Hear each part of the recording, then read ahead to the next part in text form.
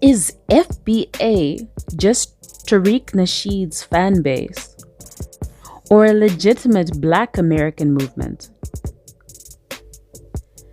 There's a new acronym making waves online: Foundational Black Americans, or FBA.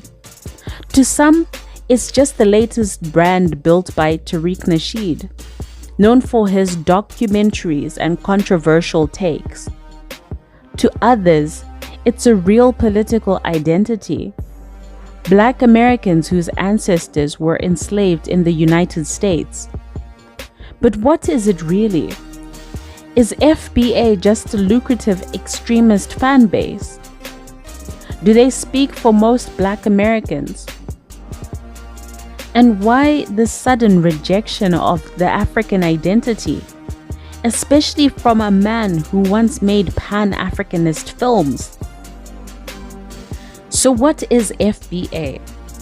FBA stands for Foundational Black Americans, a term popularized around 2019 by Tariq Nasheed.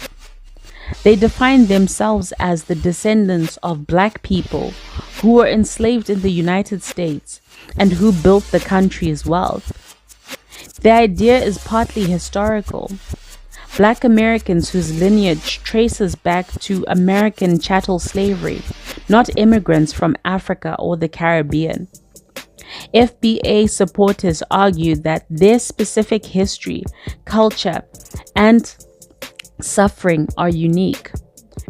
Recent immigrants often benefit from civil rights won by native Black Americans and don't share the same historical debt. In terms of numbers, there's no formal membership, but FBA hashtags often trend on Twitter or X. Rallies, conferences, and merchandise help keep the identity visible. So what's Tariq Nasheed's role in the movement or brand? Tariq Nasheed is central to the FBA. Formerly a rapper, then filmmaker, then author. He's the creator of the Hidden Colors series from 2011 to 2019, which promoted Pan-Africanist history, ancient African civilizations like the Moors, etc. Over the last decade, he shifted toward the criticism of African and Caribbean immigrants, with an emphasis on a unique FBA identity. FBA has also become commercial. Nasheed sells documentaries, organizes conferences, and recently opened the Hidden History Museum.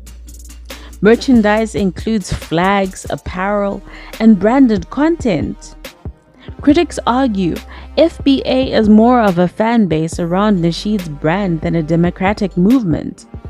Nasheed's control of messaging makes it hard to separate the ideology from his personal profit. So do they speak for most Black Americans? Black Americans are not a monolith. There are over 40 million people. And polls show most still identify broadly with the African diaspora.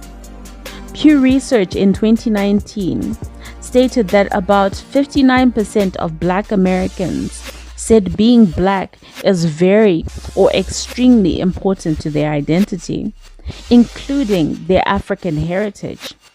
The FBA view that all or most African/Caribbean immigrants are hostile or exploitative isn't widely accepted.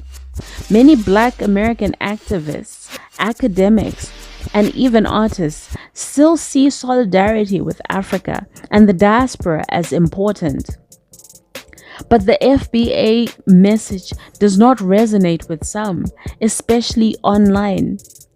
Frustration over economic inequality, anger at being sidelined in diversity conversations, and the feeling that immigrants sometimes get spotlighted over Black Americans.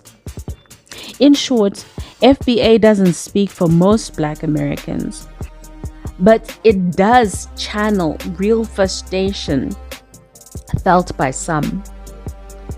So why reject Pan-Africanism? Nasheed himself promoted Pan-Africanism earlier. Hidden Colors celebrated African history and connections across the diaspora. But at around 2018 to 2019, his rhetoric shifted. It focused on reparations for descendants of American slavery.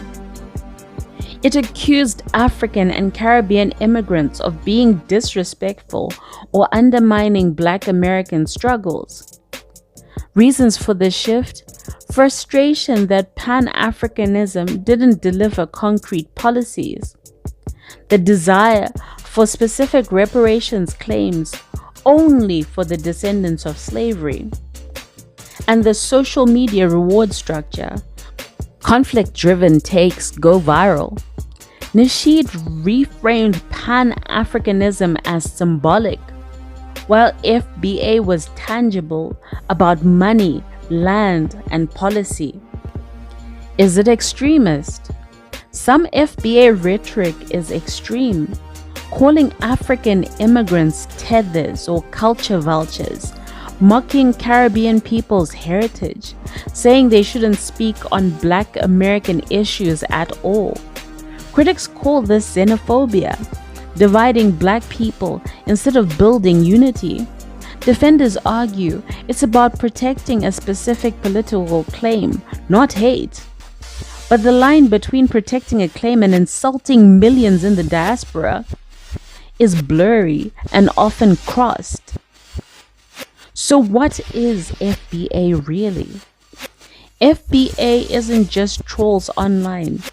It reflects real frustration among some Black Americans in terms of economic pain, invisibility, and a desire for concrete justice. But it's also built around one man's brand, and that brand profits from division.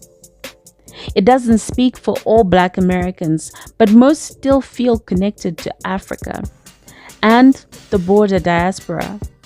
The real question is, can a movement for justice exist without turning its back on the very history that gave it strength? What do you think? Is FBA a needed corrective, or just an internet fan base gone too far? Tell us in the comments, and don't forget to subscribe.